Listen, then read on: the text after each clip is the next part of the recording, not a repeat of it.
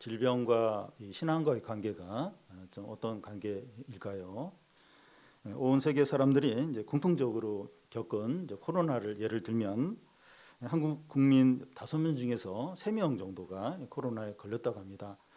우리 교인들 중도 이제 비슷한 비율이거나 좀 더 비율이 더 이제 많은 것처럼 보이는데요.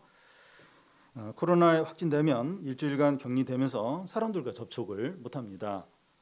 목이 아픈 것부터 여러 가지 증상이 나타나는데 일주일 이상 이제 증상이 가는 분들도 많습니다. 이런 증상들이 이제 삶의 질을 떨어뜨리고 우울하게 만들고 의욕이 사라지게 됩니다. 평상시에는 일상적인 일들도 바쁘고 사람과 이렇게 만나면서 자기 문제에 이제 덜 빠지는데 몸이 아프고 사람들을 만나지 못하면서 연민의 감정에 빠지고 자기 중심적이 더 됩니다. 사람에 따라서 이제 하나님을 더 찾는 경우도 있지만 대부분은 하나님으로부터 멀어집니다. 영적인 이제 침체에 빠지게 되는 거죠. 영적인 침체는 이 질병뿐만 아니라 경제적인 문제나 사업의 어려움이나 가정 문제나 정서적인 문제나 이 사람들과의 관계의 어려움 때문에 올 수 있습니다. 새해가 시작이 되는데 침체에 빠져 있을 수 있습니다. 지금은 괜찮은데 앞으로 침체에 빠질 수도 있고 주기적으로 침체가 찾아오기도 합니다. 우리나라 경제뿐만 아니라 세계 경제가 침체에 빠져 있습니다.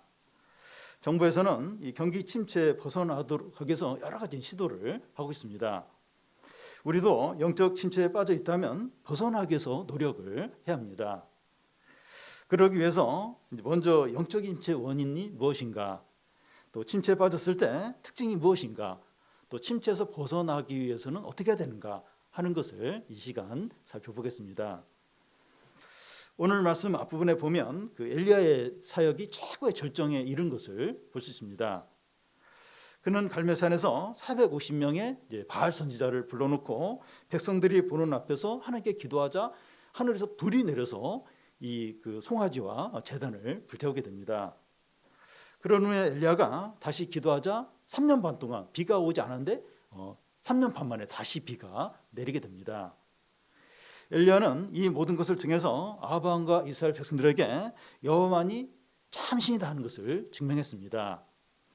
이제 엘리야는 북이스라엘의 수도로 와서 더 철저한 종교개혁을 하려고 합니다. 바알 신전을 다 부수고 아세라 선지자 400명을 또 죽이고 그러면서 그 이스라엘의 영적인 부흥이 임하도록 그걸 대대적으로 할 각오를 하고 이제 북이스라엘 수도로 이제 오게 됩니다. 그런데 현실은 크게 달라지지 않았습니다. 이세벨은 조금 더 기세가 죽지 않고 오히려 더 기세가 등등해서 엘리야를 죽이겠다고 맹세를 이제 했습니다. 2절을 보면 이세벨이 사신을 엘리야에게 보내어 이르되 내가 내일 이맘때에는 반드시 내 생명을 저 사람들 중에 한 사람의 생명 같게 하리라. 그렇지 아니하면 신들이 내게 벌 위에 벌 내림이 마땅하니라 하니라. 이세벨은 갈멜산에서 이루어지는 일을 통해서 여호와 하나님이 참신이고 바알신은 가짜다 하는 것을 분명히 알았을 겁니다. 그런데 그것을 인정하지 않고 더 악해져서 엘리야까지 죽이려고 하는 겁니다. 여러분, 하나님의 영광과 능력이 나타나도 현실은 달라지지 않고 어려움은 그대로 있고 사람들은 더 악해질 수 있습니다. 현실은 하나님이 패배하고 사단이 이긴 것처럼 볼 수 있어요. 우리는 큰 은혜를 경험하고 나서 이 바뀌지 않는 현실을 보고 실망하지 않아야 됩니다. 분명히 은혜를 막 경험하고 하나님 막 역사하는 걸 봤어요. 그럼 현실이 확 바뀔 것을 기대하는데 현실은 전혀 달라지지 않는 그런 경우가 많다는 거예요. 그럴 때 실망하지 않아야 됩니다. 왜냐하면 은혜가 나타나는 것이 어려운 것이지 현실이 바뀌는 건 한순간에 바뀔 수 있어요. 근데 우리는 현실이 안 바뀌면 은혜고 뭐 어떤 응답이고 어떤 하나님의 영광이고 이거 아무 소용이 없다고 그렇게 생각을 해요. 근데 은혜가 나타나는 게 어려운 거예요. 부흥이 나타나는 게 어려운 거지 현실은 사실 그 상황은 한순간에 바뀔 수 있는 겁니다. 좀 믿음으로 인내하고 기다리면 어려움이나 현실은 한순간에 바뀔 수 있습니다. 이세벨이 엘리야에게 이제 사람을 보내서 24시간 안에 너를 죽이겠다 이렇게 전하면서 신들의 이름으로 맹세까지 했습니다. 그런데 이세벨이 엘리야를 실제로 죽이겠다는 것보다도 엘리야를 위협하기 위한 것으로 볼 수 있어요. 그러니까 이 엘리야를 진짜 죽이려고 했다면 경고할 필요가 없어요. 그냥 이렇게 군인 보내서 이렇게 해서 엘리야를 처치하도록 그렇게 하면 얼마든지 그렇게 이렇게 죽일 수 있었죠. 근데 경고를 하는 거예요. 24시간 안에 너를 죽였다. 이 얘기는 그러니까 엘리야를 위협해서 이스라엘에서 떠나도록 이제 그런 의도로 이제 볼 수 있습니다. 그런데 엘리야는 이세벨의 경고를 듣고 어떻게 반응을 합니까? 3절을 보면 그가 이 형편을 보고 일어나 자기의 생명을 위해 도망하여 유다에 속한 부엘세바에 이르러 자기 사환을 그곳에 머물게 하고, 엘리야에 대한 이 생명의 위협은 이번이 처음이 아니고 전에도 여러 번 있었어요. 그때마다 그는 하나님께 기도했어요. 그러면 하나님께서 그에게 어디로 가야 되는지 어떻게 행동해야 되는지 말씀을 해주셨습니다. 그래 시냇가로 가라, 사르밧 가부에로 가라, 이런 식으로 매번 하나님께서 인도를 해줬습니다. 엘리야는 이번에도 하나님께 물어보고 하나님의 인도를 기다렸어야 했습니다. 그런데 엘리야는 이세벨의 말을 듣고 3절 중간을 보면 자기 생명을 위해서 도망을 하였어요. 뭐 하나님의 인도를 받거나 하나님께 물어보거나 그래서 어디를 간 게 아니라 자기 생명을 위해서 철저하게 자기 어떤 안전을 스스로 이제 책임지면서 이러면 큰일 난다, 나 죽는다 이러면서 자기 생명을 위해서 바로 그냥 도망을 이제 쳐버린 겁니다. 그는 우상숭배자인 한 여인의 경고를 듣고 160km 떨어진 유다의 부엘세바로 정신없이 이제 도망을 치는 겁니다. 하나님의 선지자가 그렇게 이 전까지만 해도 엄청난 어떤 기적을 행하고 그렇게 담대하고 아방 앞에서도 막 그렇게 당당하고 그랬던 이 엘리야가 이세벨의 이 어떤 협박의 말을 듣고 막 정신없이 그냥 자기 생명을 위해서 160km나 떨어진 부엘세바로 정신없이 그냥 도망을 이제 치는 겁니다. 엘리야가 왜 이렇게 되었습니까? 침체에 빠진 거죠. 영적 침체에 빠졌기 때문입니다. 침체에 빠지면 이제 신앙이 제대로 작동이 안 되니까 두려움과 염려대로 행동을 하는 거예요. 막 그 마음 안에 어떤 막 그 두려움이 밀려면 그 두려움대로 바로 아무 생각도 안 해요. 뭐 신앙이 작동이 안 해요. 그냥 무조건 염려와 어떤 욕구와 두려움대로 바로 그냥 막 도망을 치든지 뭘 하든지 그렇게 하는 거죠. 엘리야가 이제 침체에 빠지게 된 원인이 뭔가, 어떤 원인으로 이렇게 깊은 영적 침체에 빠졌는가, 그 원인을 생각을 해보겠습니다. 왜냐하면 믿는 사람들이 침체에 빠지는 원인들이 비슷해요. 엘리야가 침체에 빠진 원인과 비슷하기 때문에 이런 원인들을 이제 살펴보면서 우리는 어떤가 하는 것을 생각해 보겠습니다. 첫 번째는 육체적인 피로가 누적되었기 때문이라고 볼 수 있습니다. 엘리야는 큰 비가 내리자 갈멜산에서 이스라엘까지 오늘 말씀 그 앞쪽에 보면 28km를 막 뛰어가요. 그러니까 그 아방의 마차 앞에서 뛰어가는데 물론 이제 성령의 능력으로 이제 그렇게 달려가는 거지만 그렇게 뛰어가고 나서 엄청난 피로가 이제 몰려오는 겁니다. 몸의 상태가 영적인 상태와 연결이 되어 있습니다. 너무 피곤하거나 몸이 아프면 신앙적으로 침체가 와요.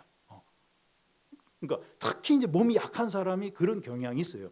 그러니까 계속 뭐 침체가 되는 거 우울한 거예요. 뭐 성경도 읽고 싶지도 않고 기도도 하고 싶지 않고, 그러니까 몸이 너무 피곤하면 같이 영적인 침체가 이제 같이 오는 거예요. 내가 하나님을 내가 이렇게 떠나서 그런가? 내가 신앙이 뚝 떨어져서 그런가? 하고 뭐 그런 생각을 할 수 있는데 몸이 이제 피곤하면 그렇게 영적인 침체가 오면서 하나님과 멀어지고 이제 그럴 수 있는 겁니다. 두 번째 이유는 이 정신적으로 너무 지쳐 있기 때문입니다.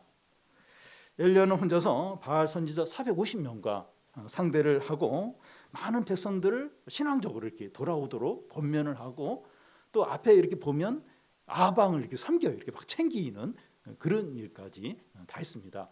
그러니까 엘리야는 체험을 받지 못하고 계속 퍼주기만 하는 거예요. 계속 섬기고 또 막 영적인 엄청난 싸움을 치르고 이러면서 이제 이 정서적으로 이제 고갈이 이제 된 겁니다. 백화점 같은 곳에서 일하는 직원이나 또 전화 상담을 하는 분들을 감정 노동자라고 하는데 정서적으로 고갈이 올 수 있어요. 그러니까 이런 쪽에서 일하는 분들은 자기가 하고 싶은 얘기를 못 해요. 화를 못 냅니다. 푹 이제 아주 못된 어떤 사람들, 어떤 고객들 다 이렇게 들어주고 다 거기 맞춰주고 퇴근하고 나면 감정이 고갈이 오는 거예요. 너무 마음이 너무 상하는 거예요. 그러니까 지치는 거죠. 감정이 고갈되면 짜증이 나요. 또 이렇게 침체에 빠지기 쉽습니다. 그냥 무조건 싫은 거예요. 귀찮고 화가 나고 막 뭐 이렇게 말씀도 듣고 싶지도 않고 막 기도도 하고 싶지도 않고, 왜냐하면 감정이 고갈되고 정서적으로 탈진하면 이제 그렇게 되는 겁니다.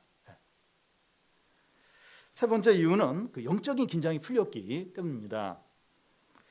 엘리야가 바알 선지자 450명과 대결하고 비가 내리도록 7번에 걸쳐서 그 앞에 본문에 보면 기도를 하게 되는데 영적인 치열한 싸움이었습니다. 그런데 엘리야의 기도로 비까지 내렸을 때 이제 다 끝났구나 하면서 영적인 긴장이 갑자기 풀리는 겁니다. 영적인 긴장이 갑자기 풀렸을 때 무방비 상태가 돼요. 계속 이렇게 어떤 텐션, 긴장 가운데 있다가 영적인 긴장이 풀리면 무방비 상태. 누가 이제 무슨 말을 했는데 아주 사소한 말인데도 마음이 확 상할 수 있어요. 작은 어려움인데도 너무 쉽게 낙심이 될 수 있는 겁니다. 영적 긴장이 풀릴 때.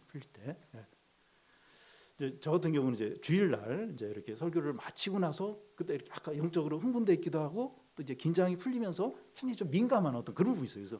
그래서 작은 건데 거기에 이렇게 민감하게 반응하고 감정이 이렇게 막 이렇게 요동치고 이제 그런 경우가 있는데, 무슨 일로 너무나 영적으로 긴장해 있다가 그 일이 끝나고 확 풀렸을 때 이렇게 어떤 사단이 공격하고 또 이렇게 충동질하고 거기에 이렇게 또 넘어가고 이제 그런 아주 이렇게 어떤 그런 약한 상태에 이제 있을 수 있다는 겁니다. 엘리야는 이제 이런 원인들도 이제 침체에 빠져 있는데 이세벨이 죽이겠다는 말을 들으니까 너무나 두려워하면서 도망을 치는 겁니다. 그러니까 사람이 생각보다 약해요.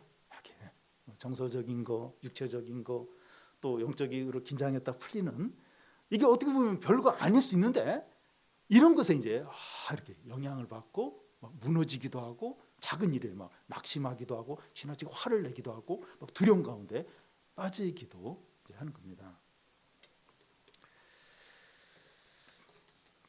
그래서 이제 우리가 이제 이런 상태 뭐 세 가지 경우 말고 또 더 이제 있을 수 있어요. 이렇게 자기가 이렇게 약한 어떤 그런 상태, 잘 넘어지는 어떤 그런 상태 있을 때 사단이 불화살을 쏘아대겠구나. 이 기회를 사단이 그냥 넘어가지 않겠구나. 그 준비를 하면 이런 어떤 일에 이렇게 침체에 빠지거나 또 무너지거나 이제 이걸 덜 하게 되는 겁니다. 그러니까 그런 부분을 인식을 하는 거예요. 그러니까 이런 상황이 안 올 수가 없어요. 누구든지 올 수 있는데 나는 이런 부분에 약하다. 그러면 그렇게 약해졌을 때, 피곤할 때, 또 정서적으로 안 좋을 때, 또 이렇게 영적으로 확 이제 풀리게 되었을 때, 그때 이제 조금 정신을 차려야 된다. 분명히 또 이런 경우 내가 또 이렇게 침체에 빠지고 또 뭐 이렇게 민감하게 반응하고 그럴 수 있다. 그래서 준비를 하면 어떤 이런 사단의 어떤 공격이나 또 여러 가지 어떤 이런 일에 이제 안 넘어지는 거예요. 침체에 빠지지 않을 수 있게 되는 거죠. 그리고 엘리야가 이렇게 된 이유는 공동체 없이 혼자서 이 엄청난 싸움을 싸웠기 때문입니다. 함께 기도하고 함께 나눌 수 있는 공동체가 있었더라면 이런 침체와 두려움 가운데 쉽게 빠지지는 않았을 거예요. 보십시오. 갈멜산에서 그 영적인 싸움을 할 때 혼자서 하고 또 계속해서 혼자 지금 막 이세벨의 어떤 이런 어떤 위협을 받았을 때도 혼자인 거예요. 이걸 두고 얘기하고 기도 부탁하고 그럴 사람이 없는 겁니다. 그러니까 우리도 이제 한 번씩 외롭다, 힘들다, 너무 이제 지칠 때가 있는데 그래도 엘리야보다는 나은 거예요. 보면 여기 신앙의 인물들이 많이 있잖아요.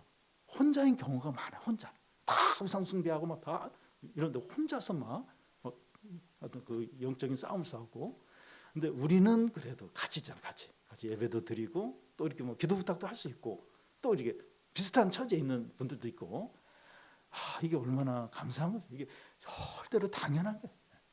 혼자서 이제 어떤 그런 싸움을 싸우고 막 많은 사람들이 대부분 막 이렇게 하나님을 떠나고 막 이렇게 세상을 쫓고, 그래서 막 혼자나 너무 소수만이 막 믿음을 지킨다면 너무 힘든 거예요. 너무. 그래도 이렇게 교회 오면 예배 드릴 수 있고 또 이렇게 모이면서 함께 나눌 수 있고 기도 부탁도 할 수 있고, 이게 굉장히 감사한 거예요. 이게 영적 침체에 이렇게 덜 빠지고 또 이렇게 바로 나올 수 있는 너무나 좋은 그런 이제 선물들이죠. 다음은 그 영적 침체에 빠진 사람들의 특징.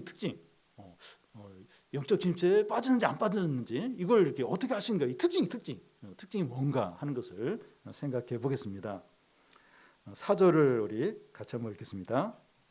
자기 자신은 광야에 들어가 하룻길쯤 가서 한 오뎃나무 아래 앉아서 자기가 죽기를 원하여 이르되 여호와여 넉넉하오니 지금 내 생명을 거두시옵소서.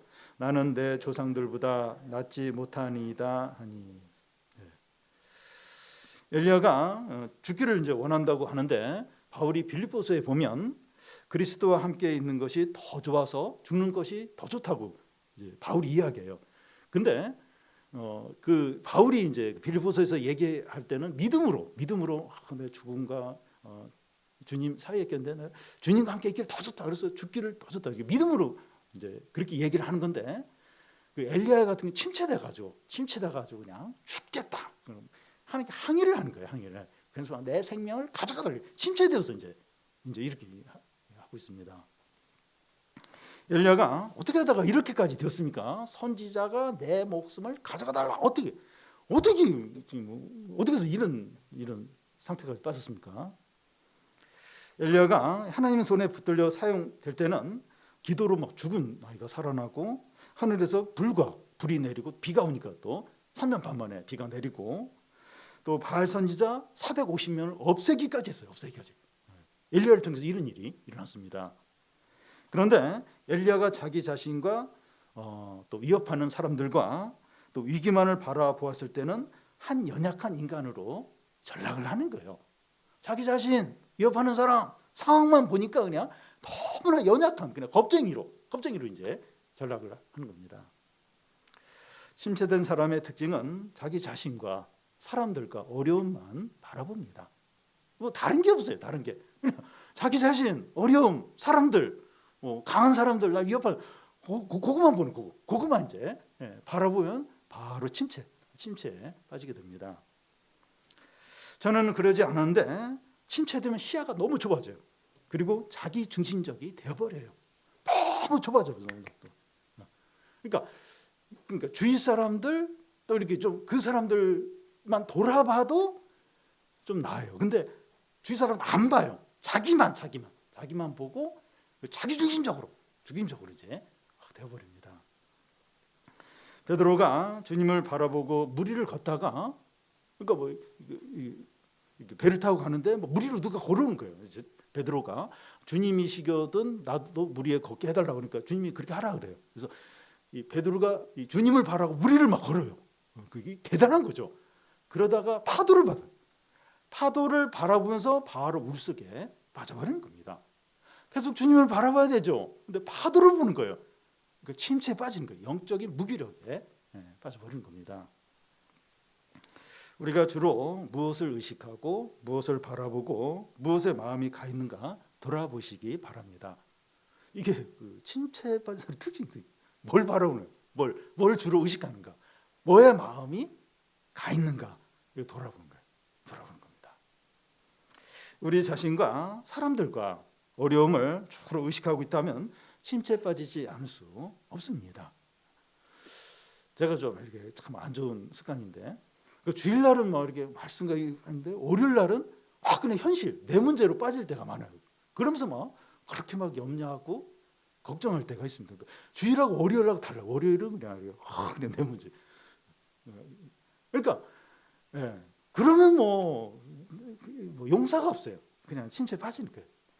내 자신, 어려움, 사람들 그것만 바라보는 거예요. 바라보는 거예요.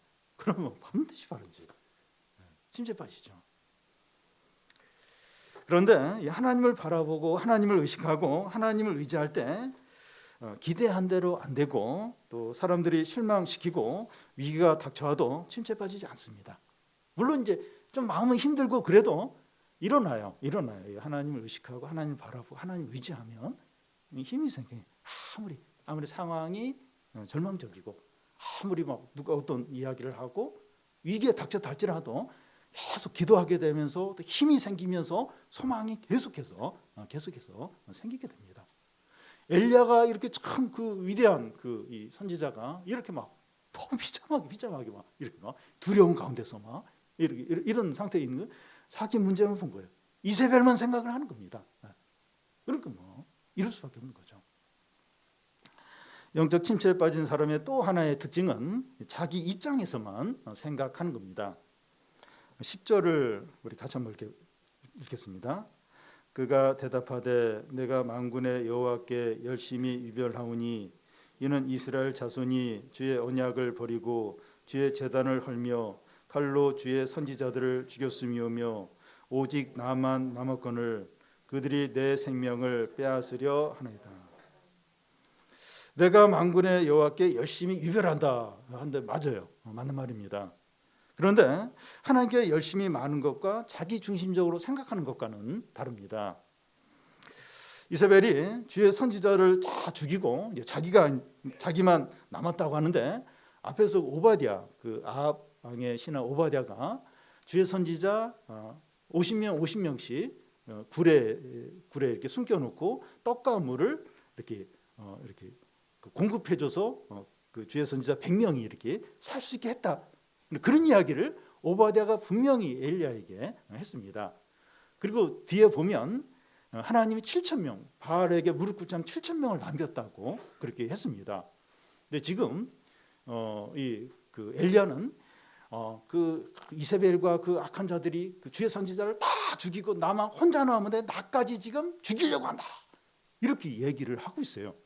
아니 분명히 오바댜가 100명의 주의 선지자 남아 있다고 하고 또 이렇게 나중에 이제 하나님이 하시는 말씀이지만 7,000명이 남아 있는데 나 혼자만 지금 남았고 나까지 지금 죽이려고 한다. 완전히 자기 중심적으로 자기 어떤 확신에 이제 빠져 있는 겁니다. 나는 도저히 못 견디겠다는 거예요. 주여 내 생명을 가져가 달라. 이건 뭐 진짜 죽겠다는 것보다도 항의하는 거예요. 그러니까 이렇게 그 악한 자들이 이렇게 주의 선지자를 죽이고 그렇게 막 하는데 왜 하나님은 아무 일도 안 하십니까? 왜 나를 이 지경까지 있게 했습니까? 하나님 잘못했습니다. 그냥 나를 죽여주십시오. 그러니까 항의하고 좀 대드는 거예요. 지금 엘리야는 자기가 옳다는 거예요. 하나님이 잘못했다. 이런 걸 지금 간접적으로 주장을 하고 있는 겁니다. 침체에 빠지면 자기 입장에서 모든 걸 바라보고 자기 논리에 따라서 주장을 하는 겁니다. 다른 사람이 말하는 것도 안 들어요. 안 듣고 하나님까지도 비판을 하게 됩니다. 엘리야가 지금 그러고 있어요. 하나님까지도 지금 하나님 대체 뭐 하시는 겁니까? 지금 주의 선지자를 다 죽이고 지금 막 나까지 죽이려고 하는데 하나님 지금 아무것도 하지 않고 계십니다. 그냥 나를 죽여주십시오. 그러니까 하나님까지 지금 막 판단하면서 비판하면서 자기가 다 옳다는 거죠. 완전히 자기 입장에서 자기 논리로 이제 하는 거예요. 하나님까지도 이러는데 누가 말하면 듣겠습니까? 안 듣죠. 안 들어요. 초신자이거나 믿음이 없는 사람은 이렇게 못해요. 이렇게 하지 않는데 믿음이 좋은 사람이 침체에 빠지면 이렇게 되기가 쉽습니다. 뭔가 좀 이렇게 주님을 위해서 열심도 내고 말씀도 잘 알고 이런 사람이 침체에 빠지면 자기 논리로 주장을 하는 거예요. 하면서 사람 말도 안 듣고 하나님도 판단하고 그러니까 자기만이 전적으로 옳고 절망적입니다. 신앙뿐만 아니라 이성과 상식과 객관성을 잃어버려요. 그렇지 않습니까? 오직 자기 입장에서 주장을 하는 겁니다. 상식도 이성도 객관적인 그것도 없어요. 왜냐하면 자기가 절대적으로 좀 옳고 지금 다 잘못되고 하나님도 지금 문제가 있고 이제 너무 이제 절망적인 상황에 이제 있는 거죠. 이런 상태에서는 누가 조언을 해도 안 듣고 이 말씀도 귀에 안 들어요. 귀에 안 들어준다. 하나님은 그 침체에 빠져 있는 엘리야를 이제 일으켜요. 이제 일으키기 위해서 회복시키기 위해서 이제 이렇게 하세요. 뭔가를 하시는데 어떻게 이제 하십니까? 회복시켜야 되잖아요. 우리도 이제 침체에 빠져서 우리도 나름대로 막 그렇게 막 할 때가 있는데 하나님이 회복을 시키십니다. 어떤 식으로 좀 시키십니까? 5절에서 8절까지 한 절씩 교대를 읽겠습니다. 누된 나무 아래 누워 자더니 천사가 그를 어루만지며 그에게 이르되 일어나서 먹으라 하는지라.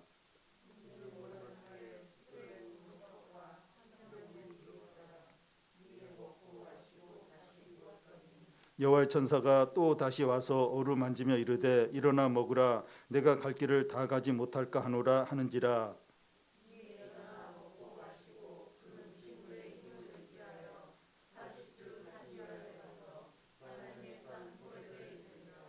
예.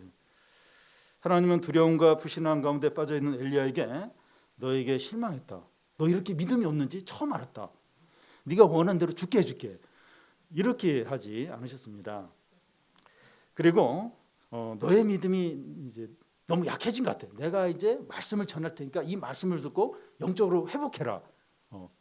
그렇게 하지도 않으셨습니다. 하나님 엘리야에게 어떻게 하셨습니까? 천사가 그를 어루만지는 거예요. 엄마가 어린 애 잘 자도록 이렇게 손으로 이렇게 따뜻 거려주는 것처럼 하나님 엘리야에게 하시는 겁니다. 그뿐만 아니라 하나님 엘리야에게 먹게 하셨어요. 그러니까 이게 침체 원인이 막 너무 긴장하고 이러면서 못 먹은 거예요. 너무 배가 고프니까 또 이렇게 막 더 이렇게 영적으로 이제 침체 이제 되었기 때문에 먹게 이제 해주는 겁니다. 하나님의 천사가 엘리야를 흔들어 깨워서 일어나 먹으라고 하는 겁니다. 엘리야가 일어나 보니까 머리맡에 숯불로 구운 떡과 물 한 병이 있는 겁니다. 엘리야는 그것을 맛있게 먹고 또 자요. 먹고 자고. 그러니까 피곤하면 또 이제 이렇게 침체에 빠지니까 또 자는 것도 필요합니다. 자고 먹고 그렇게 이제 하게 합니다. 사람이 배가 고프면 사나워지고 이제 말도 잘 안 하고 예배도 드리기 싫어합니다. 그런데 잘 먹으면 잘 웃어요. 또 말도 잘하고 또 이렇게 예배 드리려고 하면 또 이제 드리려고 합니다. 부모들은 이제 자녀가 이제 짜증을 자주 내고 이제 공부하기 싫어하면 먹고 싶은 거 뭐니 이렇게 물어보고 그래서 맛있는 거 사주면 또 말을 좀 들어요. 듣고서 뭐 공부 조금 이제 하려고 합니다. 그럼 막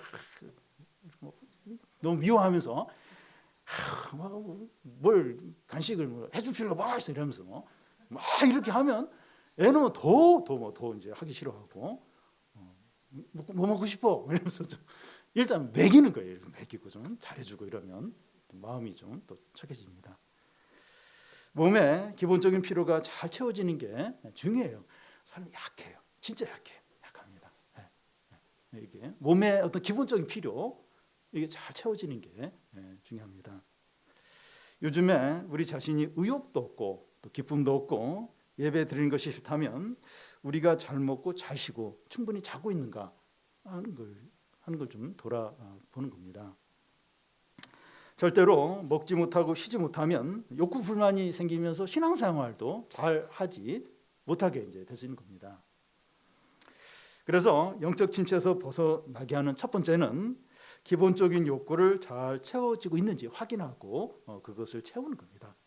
약하다는 생각보다 약하다는 나도 약하고 다른 사람도 우리 가족들도 약해요. 그래서 이렇게 기본적인 거 이런 것도 잘 채워지고 있는지 또 채워주고 있는지 이러면서 이제 어떤 신앙적인 부분도 이제 돌아보는 게 필요합니다. 영적 침체에서 벗어나게 하는 두 번째는 스스로 자신을 돌아보게 이제 하는 겁니다. 하나님은 이제 호렙산 이제 신의 산을 말하는데 그 한 굴에 이제 들어가 있는 엘리야에게 이제 질문을 이제 하십니다. 9절을 보면 우리 같이 한번 읽겠습니다.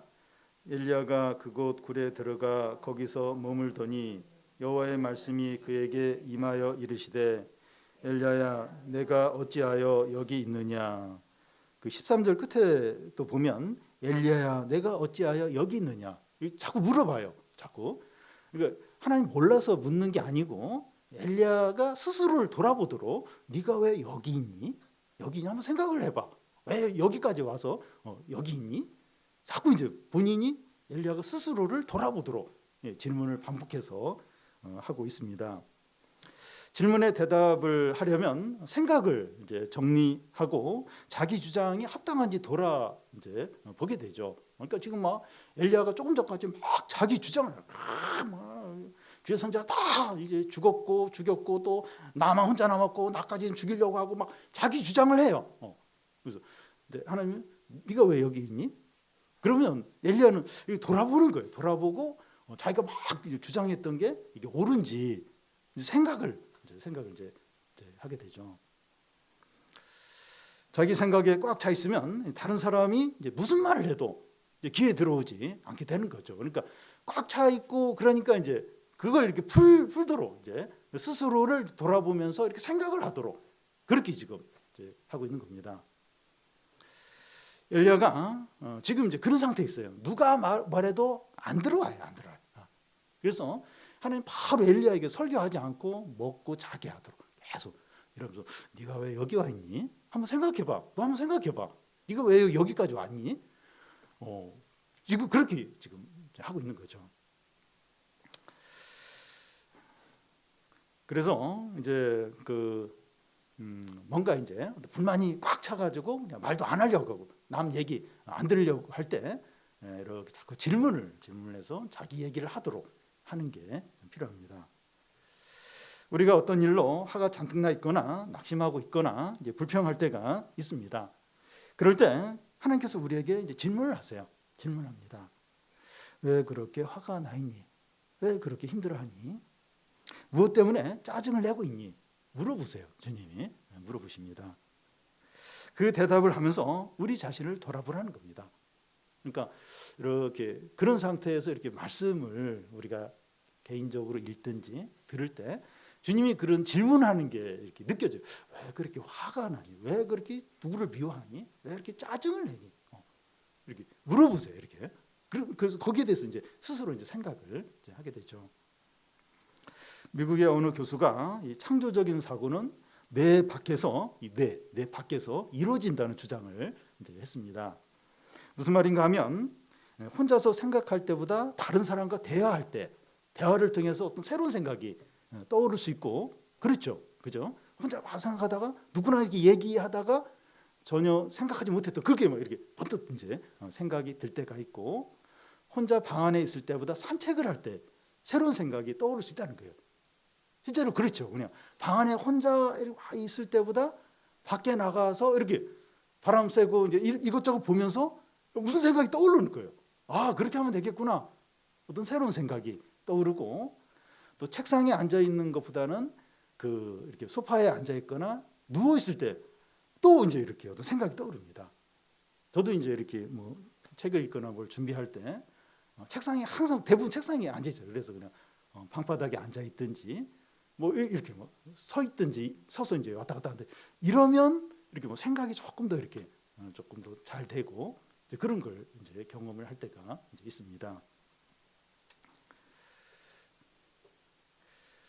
하나님은 엘리야에게 너가 왜 여기 있느냐 두 번씩 물으신 거예요. 이제 이런 식이에요. 이렇게 뭔가 이렇게 주입식으로 계속 이렇게 뭔가를 가르쳐 주려고 하기보다도 이렇게 엘리야로 하여금 이렇게 생각을 하도록 그러면서 이렇게 어떤 믿음의 어떤 그런 회복이 있도록 이렇게 두 번이나 질문을 이제 하신 거죠. 엘리야는 그때마다 이세벨이 주의 선지자를 다 죽이고 나만 남았는데 나까지 죽이려고 해서 여기까지 도망왔다고 그 얘기를 두 번씩 해요. 주님이 두 번 물어보고 네가 왜 여기에 와 있니? 그러니까 두 번이랑 똑같은 얘기를 반복해서 이제 하고 있습니다. 하나님은 그에 대해서 이제 대답을 하시죠. 이제 그 엘리야의 말에 대해서 이렇게 또 주님이 거기에 대해서 말씀을 이제 하십니다. 오늘 말씀 끝까지 이제 다 보면 결국 엘리야는 하나님과의 대화를 통해서 자기가 너무 편협했고 믿음이 없었고 하나님께서 계획을 갖고 계시다는 것을 알게 됩니다. 오늘 말씀 끝까지 다 보면 스스로 자신을 돌아봄으로 침체에서 벗어나게 되는 거죠. 그래서 우리도 이제 이렇게 한 번씩 생각을 그러니까 너무 이제 너무 화도 나고 너무 짜증도 나고 막 침체도 나고 누가 너무 밉고 막 이럴 때 이렇게 스스로 이렇게 그러니까 방 안에 혼자 있으면 좀 이렇게 그 생각하기 힘들어요. 그래서 밖에 나오든지 뭔가 이렇게 어떤 환경을 변화시키면서 누가 또 이야기를 해도 좋고요. 그러면서 이제 스스로 자신을 돌아보면서 그럼 이렇게 침체에서 벗어나고 내 중심적인 생각에서 좀 벗어날 수 있게 됩니다.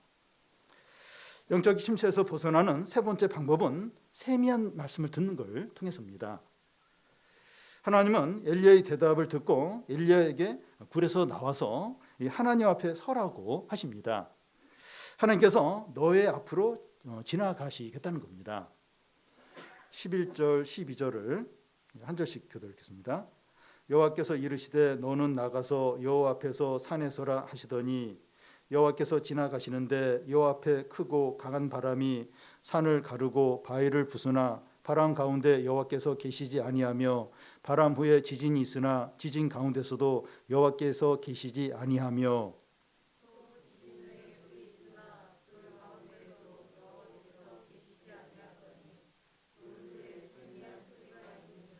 네. 하나님이 엘리야 앞에서 지나가시는데 강한 바람이 부는 겁니다. 얼마나 강한 바람인가 하면 산이 갈라지고 바위가 부서져요. 근데 하나님은 그 가운데 계시지 않았습니다. 바람이 분 후에 지진이 일어나서 땅이 갈라지고 심하게 흔들리는 거예요. 근데 지진 가운데도 하나님이 계시지 않았습니다. 지진 후에 큰 불이 일어나서 타오르는데 그 가운데도 하나님이 계시지 않았습니다. 그런데 강한 바람과 지진과 불이 있은 후에 세미한 소리가 들리는 거예요. 크지도 않고 조용히 귀를 기울여 들을 수 있는 아주 세미한 소리가 들리는 겁니다. 세미한 소리는 공격적이지도 않아요. 위협적이지도 않습니다. 강한 바람이나 지진이나 불처럼 위협적이지도 않고 공격적이지도 않아요. 아주 조용한 이제 그런 소리가 들리는 겁니다. 그와 같이 하나님의 말씀이 부드럽고 온유하게 들리는 겁니다. 엘리야는 세미한 소리에 어떻게 반응을 합니까? 13절 앞에 보면 엘리야가 듣고 겉옷으로 얼굴을 가리고 나가 글 어귀에 섬에 엘리야가 겉옷으로 얼굴을 가린다고 하는 것은 하나님의 임재와 영광을 느끼고 경배를 하는 겁니다. 사실 강한 바람이나 지진이나 불이 사실 더 무섭죠. 그런데 엘리야는 세미한 음성에서 하나님의 임재와 영광을 느끼면서 엎드리는 겁니다. 바람, 불 훨씬 두려워요. 그런데 거기에 막 엘리야가 엎드리고 그게 아니고 세미한 음성, 세미한 소리 거기에서 하나님 영광과 임재를 느끼는 거예요. 그 앞에 이제 엎드립니다. 하나님의 영광은 기적이나 능력에 있는 것이 아니라 하나님의 말씀에 있기 때문입니다. 여러분, 우리가 영적 침체에서 회복되는 것은 이적이나 놀라운 일을 통해서가 아니라 하나님의 말씀을 듣고 깨닫는 것을 통해서입니다. 나사로와 부자 이야기에 보면 성경 말씀을 듣고 믿지 못하면 죽은 자가 살아나는 기적으로도 안 된다는 거예요. 그 부자가 그러잖아요. 나사로를 좀 보내면 우리 형제들이 죽은 자가 살아난 것을 보면서 믿게 될 거라고. 아브라함이 그래요. 말씀으로 안 되면, 말씀을 듣고 믿지 않으면 죽은 자가 살아나는 기적을 통해서도 안 된다는 겁니다. 말씀 말고 다른 거, 강력하고 쇼킹하고 또 환상적인 것을 보여주세요. 그럼 내가 잘 믿고 침체에서 벗어날게요. 영원히 벗어나지 못한다는 겁니다. 기적이 나타나면 그때 깜짝 놀라요. 잠깐 깨는 것 같아요. 침체에서 벗어나는 것 같아요. 근데 다시 또 잠시 후면 다시 또 침체에 빠져버린다는 거죠. 말씀으로 진정으로 회복이 안 되면 어떤 놀라운 일 이런 걸로는 잠시뿐이라는 겁니다. 기적이나 놀라운 일들은 하나님의 말씀을 잘 믿도록 증거하는 역할을 하는 거죠. 오직 말씀을 통해서만 믿음을 갖고 침체에서 벗어나고 다시 이렇게 회복이 됩니다. 하나님의 말씀이 세미한 음성으로 들립니다. 겸손하게 귀를 기울이지 않으면 듣지 못해요. 얼마든지 무시를 할 수 있어요. 무시를 할 수 있습니다. 그래서 막그 말씀을 전하는 사람이 굉장히 위대한 학자거나 또 굉장히 어려운 영어로 이렇게 하고 굉장히 어떤 지적인 수준이 있어야만 들을 수 있는 어떤 그런 거면 이렇게 이렇게 더 긴장하고 그럴 텐데 그런 게 아니잖아요. 그런 게 아니고, 그러니까 세미한 음성이에요. 얼마든지 무시를 할 수도 있고 얼마든지 소홀히 할 수 있는 어떤 세미한 음성으로 이렇게 주의를 기울이지 않으면, 겸손하지 않으면 들을 수 없는 세미한 음성으로 들려요. 또 졸음이 살살 올 수 있어요. 이렇게 세미한 음성이라. 그러니까 이게 다 긴장하고 이렇게 이렇게 겸손하고 그러지 않으면 이 말씀을 듣지 못합니다. 그리고 참 이 세미한 음성을 듣지 못하도록 방해하는 게 또 얼마나 많은지 모릅니다. 인터넷에 올라오는 수많은 정보들, 또 사람들이 하는 말들, 또 SNS로 주고받는 그런 소식들이 우리의 눈과 마음을 지배를 합니다. 그래서 이제 한 번씩 이제 핸드폰도 끄고 TV도 끄고 사람들과 이렇게 대화하는 것도 좀 이렇게 좀 내려놓고, 그래서 이 세미한 음성을 듣도록 집중할 필요가 있습니다. 우리가 항상 모든 걸 이렇게 금욕적으로 사는 건 아닌데, 내 말씀을 잘 못 듣는다, 이 말씀이 내 안에 잘 안 들어온다, 그럴 때는 한 번씩 그냥 모든 걸 끝내는 거예요. 핸드폰도 좀 안 보고 좀 이렇게 SNS 이런 거 좀 중단하고 세미한 음성을 듣도록, 세미한 음성으로. 그렇게 하지 않으면 못 들어요. 안 들려요. 안 들려요. 왜냐하면 아주 조용하고 아주 온유하고 위협적이지 않고 그런 말씀이기 때문에 우리가 진짜 겸손하지 않으면, 진짜 간절한 마음이 되지 않으면 못 듣는 거예요. 못 듣는. 들어도 그냥 싹 지나버리고 이제 안 하는 겁니다. 말씀을 통해서 하나님의 영광과 임재를 경험하는 게 부흥입니다. 부흥. 이게 부흥이죠.